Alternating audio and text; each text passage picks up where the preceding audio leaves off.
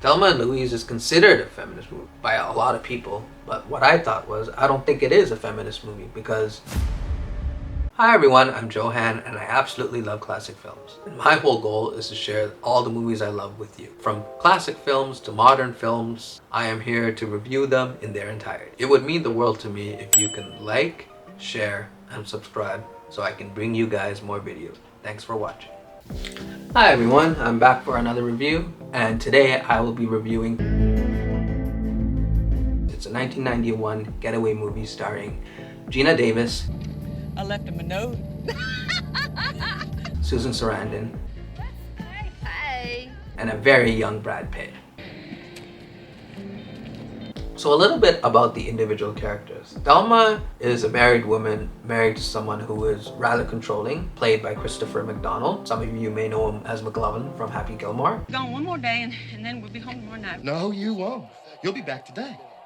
Now, you get your butt back here, Thelma, now. God damn it! And Louise, played by Susan Sarandon, is the sharp-tongued waitress. You girls are kind of young to be smoking, don't you think? Ruins your sex drive. Who teams up with Thelma throughout this movie. How I thought these two opposing characters worked really well together was because of their personalities and the things that they went through. I felt like they both had different skill sets where they were able to play off one another. Why don't you just tell him to get lost once and for all? Why don't you ditch that no good husband of yours? I felt they needed each other because they both were part of an extreme situation that they both had to relieve themselves of. So teaming up, I actually think helped them. Something's like crossed over in me and I can't go back. I mean, I just couldn't live. I know. Thelma and Louise started off as friends. Mine. However, after, spoiler alert, the murder was committed, their friendship became strained because they both had to seek out their own survival, but they had to work together. I'm sure I'm having a good time. This is real fun. If you weren't concerned with having so much fun, we wouldn't be here right now. Just what is that supposed to mean? It just means shut up, Thelma. JD, played by Brad Pitt, it was a small role, but it was memorable because this was a guy that was the only third party, the third person beside Thelma and Louise in the car when they did their getaway. And he was able to understand what they were all about. I've never been with anybody but Darren. Oh, I'm sorry.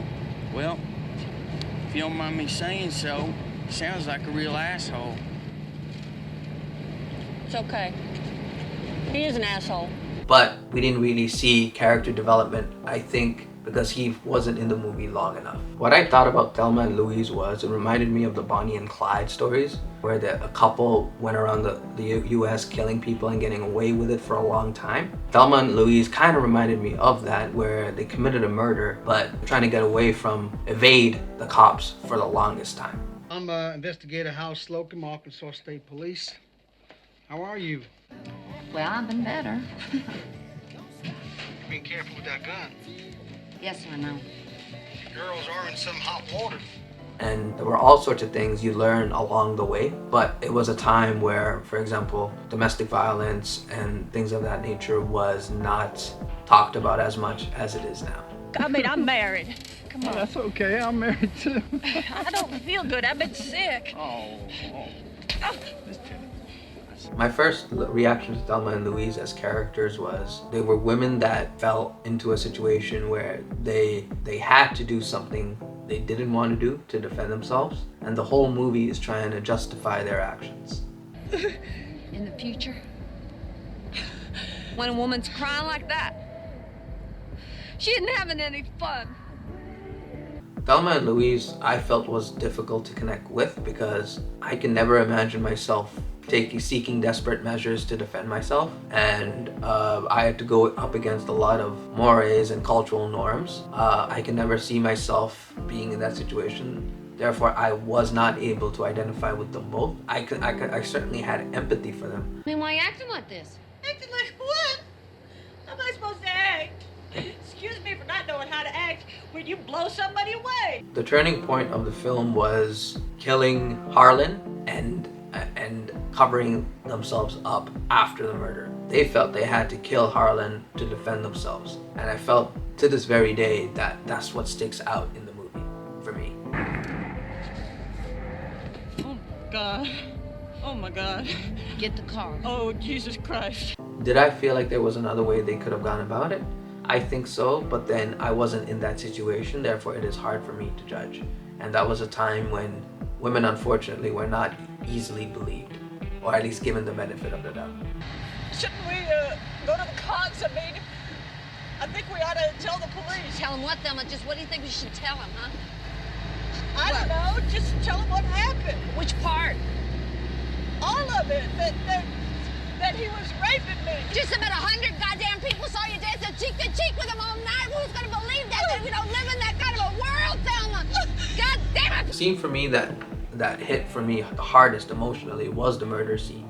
They were put in such a desperate situation that the only way to get themselves out of that situation was to kill someone to defend themselves, kill Harlan. Louise?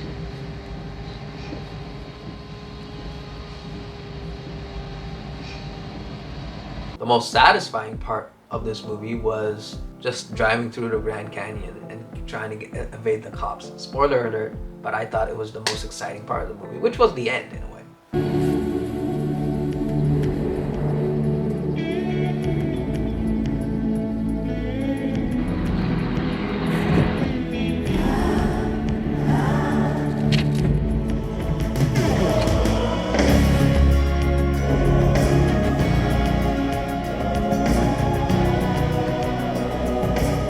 Thelma and Louise is considered a feminist movie by a lot of people, but what I thought was, I don't think it is a feminist movie because feminism is about women's empowerment to something positive.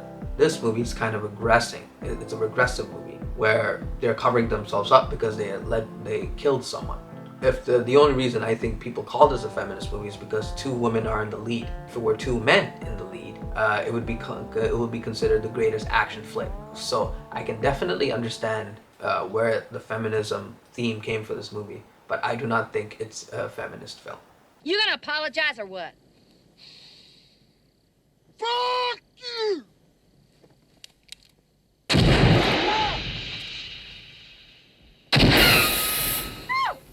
When it comes to the ending, what I didn't expect was the police being so dedicated to track them down, including FBI agents.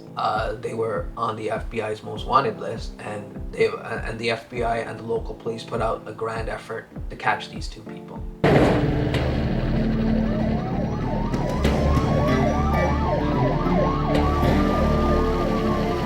Ridley Scott did a great job as director for this movie, and I think Susan Sarandon should have won Best Actress in 1991, the Oscar, for her role as Louise. She lost out to Jodie Foster, who played Clarice in Silence of the Lambs, but I think Susan Sarandon should have won the Oscar, and many of you watching this may disagree with me. But overall, I think Geena Davis did a great job. Susan Sarandon had an Oscar-worthy performance in Thelma and Louise. Harvey Keitel did a great job as well as a detective, as a Southern detective. And Brad Pitt showed a little bit of range in this movie, and and this is before he becomes the good-looking guy that everybody loves.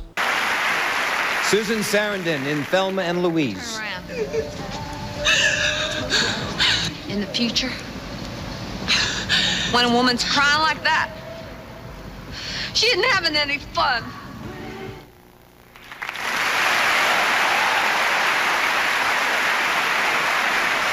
This is why I think the movie is still relevant today, because a lot of people wish they can do something and not be held accountable. We live in an age where because of social media, because everybody having a phone, everyone's being recorded all the time. This movie was shot and produced at a time when cell phones were giant bricks and there was no internet to speak of. And in those days, you can get away with a lot. And I think it is relevant today because people want an escape.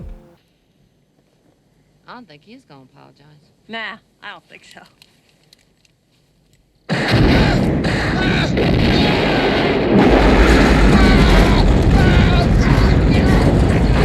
The reason why I don't think the story will work in 2025 is because of the times we live in, because of the cell phone, because of the smartphone, because of cameras being everywhere, ubiquitous, everybody is recorded all the time, and these two people were to commit a murder, it would definitely be caught on videotape somewhere.